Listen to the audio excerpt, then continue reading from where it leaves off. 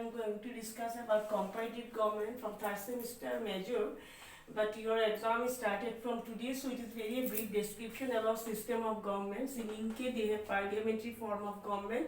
And why they have parliamentary form of government? Because they have two sets of executive. One is nominal executive and one is real executive. Nominal executive is the king or queen of England and real executive is the prime minister. Then another characteristics of parliamentary form of government is that close relation between executive and legislature. In England also there exists a close relation between executive and legislature. That means the members of the executive, that means the prime minister and other ministers, they are the members of either house of parliament. Okay, so there exists a close relation between executive and legislature. Thirdly, the executive is responsible to the legislature. That characteristics is also there in England. That means the prime minister and his whole team, that is the council of ministers, they are responsible to the lower house of parliament, that is the House of Commons. And House of Commons may pass no confidence motion against them, and if the no confidence motion is passed by the House of Commons, then the executive, that means the ministry, should have to resign. So that characteristics is also prevailing in England. Then there are two types of executive, and the nominal executive must have to follow the advice of the real executive. That is also prevailing in England. That means the king or queen, they cannot do anything according to their own sweet will. They will have to take the advice of the council of ministers and the prime minister, and they will and he or she will execute the decision. But so it is another characteristics. And another characteristics of parliamentary form of government is that relation between the nominal executive and the real executive, that is also existed in England. That means the nominal executive, king or queen, and real executive is prime minister. So prime minister maintain a close contact with king or queen and inform him about the day-to-day administration of the country. And king or queen also, if necessary, they will discuss with the prime minister about the administrative setup of the country, and the prime minister in return inform his colleagues about the decision and thinking of the king or queen. And like other parliamentary form of government in England also, they have party system. England also they have party system, they have bi-party system. That means two political parties are there, and they are actually playing a very important role in the administrative setup of England. So these are in nutshell about the parliamentary form of government of England. Then next one is presidential form of government, and that is existed in USA, America. So what are the characteristics of presidential form of government? Most of them are prevailing in America. Number one, president is all in all. That means there is no scope or no post of nominal executive. Both the real power and the ceremonial power are enjoyed by the president of America. He is all in all so far as the executive business is concerned. Then absence of cabinet. There is no cabinet in America in true sense of the term. Okay, some officials are there who are appointed by the president himself and who are giving advice to him, and that advisory team is termed as cabinet, but it is not like real cabinet of parliamentary form of government. They are only the subordinate employee of the president, and president take their advice or consult with them before taking any decision, but they are his subordinate employee. So in real sense of the term, there is no cabinet in presidential form of government. The next one is bicameral legislature. That means two houses are there in American legislature, and American legislature is known as Congress. It is known as Congress, and Congress has two houses. Upper house is known as Senate, and lower house is known as House of Representatives. But here you remember one thing, that in America it is not a parliamentary form of government. You remember another thing I have forgotten to tell you, that in parliamentary form of government also in England there are bicameral legislature, and in England upper house is known as House House of Lords, and lower house, House of Commons. And House of Commons, that means the lower house is more powerful than upper house. But in America, they have also bicameral legislature. One is upper house is Senate and lower house is House of Representatives. But their upper house is more powerful than that of the lower house. Senate is much more powerful. Senate is sharing many powers with the president directly. So Senate is more powerful than that of the House of Representatives. Then division of powers. Like other presidential form of government, America is also a federation. So as it is a federation, so there are two sets of government, one central government and number of state governments are there. So the constitution clearly divided the powers between the central government and state government. And in America, there are three lists which actually divided the powers between the central government and the state government, but residuary powers, which powers are not included in these lists, these are enjoyed by the central government. Then importance of the constitution. American constitution is very sacred for them. Or the government should have to follow the constitution, which is the main law of the land for the administration of the country, and anything which is against the principle of the constitution can be nullified by the Supreme Court as unconstitutional. Then autonomy of the states. They are in America, they have 50 states and they have their own autonomous jurisdiction. Generally the central government does not interfere in the activities of the state government. They have their own constitution, they have their own citizenship, etc. So states are also enjoying autonomy in American political setup. Then there are two types of government. Already I told you that there are two types of government, one central government and 50 state governments are there, and clearly the power are divided between the two sets of government, and both are functioning in their own jurisdiction independently, and unnecessarily central government never interfere in the activities of the state government. And last one is separation of powers.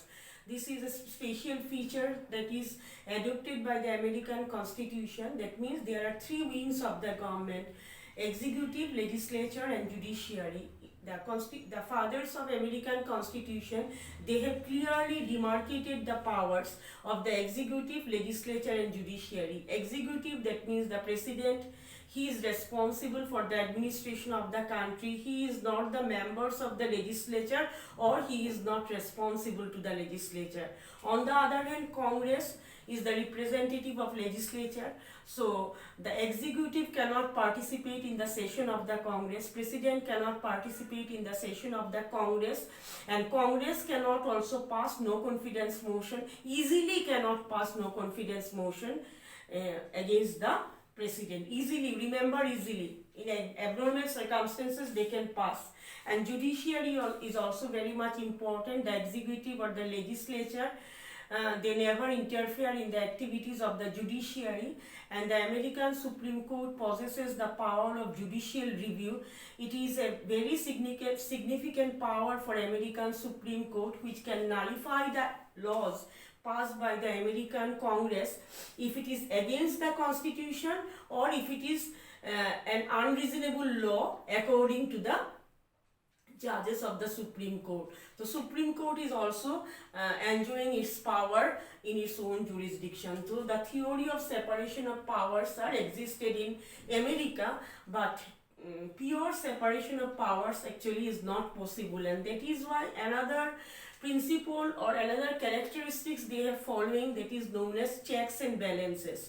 That means the fathers of American Constitution, they were aware of the fact that if total separation of power is there, then sometime one wing may become much more powerful, and they may ultimately interfere on the activities of other. So they have given certain powers to each and every wing so that they can control each other. For example, American president cannot participate in the activities of the legislature or activities of the American Congress, but any bill passed by the American Congress must be signed by the must be signed by the American president to become an act. So it is a check on the power of the Congress by the president. On the other hand, what happened, though in normal circumstances president is not responsible to the Congress, but if he is not following the constitutional procedure, then the two houses of the Congress can pass impeachment motion against the president, and then he will have to resign. In the similar way, Supreme Court, the judges of the Supreme Court are appointed by the President of India with the consent of the Senate. So, each and every organs are also interdependent to each other. So, these are in nutshell about the characteristics of American Constitution or the presidential characteristics of American Constitution. And last one is unitary government. And in China, they have unitary form of government. All of you are aware of the fact that what is unitary government. Unitary government means where there is only one central government which runs the whole administration. There is no space or no scope for state governments. So, the unitary characteristics, first one is supremacy of the constitution. In China, they have passed number of constitution, and now they are following the 1982 constitution, and they regarded the constitution as the sacred law of the land, and they follow the rules and regulations which are mentioned in the constitution and never do anything which is unconstitutional. The next one is democratic centralization. Democratic centralization means in China they have established a democracy of whom? Peasants and labor class people. The democracy of peasants and labor class people, they join together and they are the have-nots or proletariat class, and they have established the democratic system. But how this system is implementing there, it is through the process of democratic centralization. That means in China, the supreme or the utmost authority of the Communist Party of China actually control the whole other what I can say, that lower organizations of Chinese administrative setups. That means all the administrative setup or all the administrative units are controlled by the central authority of people's of the Chinese Communist Party. So Chinese Communist Party is all in all, and the highest authority of Chinese Communist Party ultimately control each and every wing of the government. Then nature of state, it is a democratic state of whom? Of that labor class and working class. So they have established the democratic setup, and people can part. There is one national council, and below the national council there are number of council or local council or all these things. Through this local council, people participated in the administrative setup of the country, but all of them should have to follow the communist principle. Then absence of the theory of separation of power. Like American Constitution, they have no separation of powers. All the three wings of the government are interdependent on each other. That means legislature in American legislature is Chinese legislature is known as NPC, National People's Congress, and it has only one house.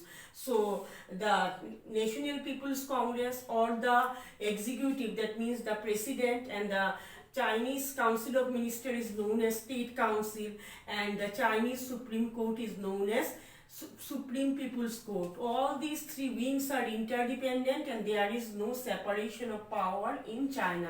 Then one party system, already I told you, in America, though they are saying that in China they have democratic system, but they have only one political party, and that political party is known as Chinese Communist Party, and no one can actually go against the principle or ideology of Chinese Communist Party. Nowadays, some opinions or some rights are given to the people to say something about the Communist Party or against the party, but that right is very minimal. So one party dictatorship is still prevailing in China. And they are saying that they are following popular sovereignty also. That means the people are the sources of all power. That means all the wings of the government or the party, the members of all the wings of the government or all the units of the government, they are elected by the people. But all of them belong to same political party. And lastly, president as the head of the state. President of China is the head of the state, but you remember one thing, that he is not as powerful as that of the American president. He is also bound to follow the instruction of the Communist Party of China. But you remember one thing, that this post is very respected post in Chinese political setup. So very briefly about British parliamentary system, American presidential system and Chinese unitary form of government. So they are following supremacy of the constitution, democratic centralization. That means all power are concentrated in the upper strata of the hierarchy. They control all the lower wings of the government. And who are the actual owner of the state? Owner of the states are agricultural peasant class and the labor class. They actually form the Chinese People's Republic of China. Who are peoples? Peoples are belonging either to labor class or to agricultural class. And there is no theory of separation of power. 3 units of the government are joined together. 3 units means National People's Congress, that is the parliament, then State Council, that is the Council of Ministers in China, and president, and then the Supreme Court, that is Supreme People's Court of China. And there is one political party. There is popular sovereignty because all the members of all the units of administrative setup are elected by the people, and presidential system is there, but he is not as powerful as American president. So thank you.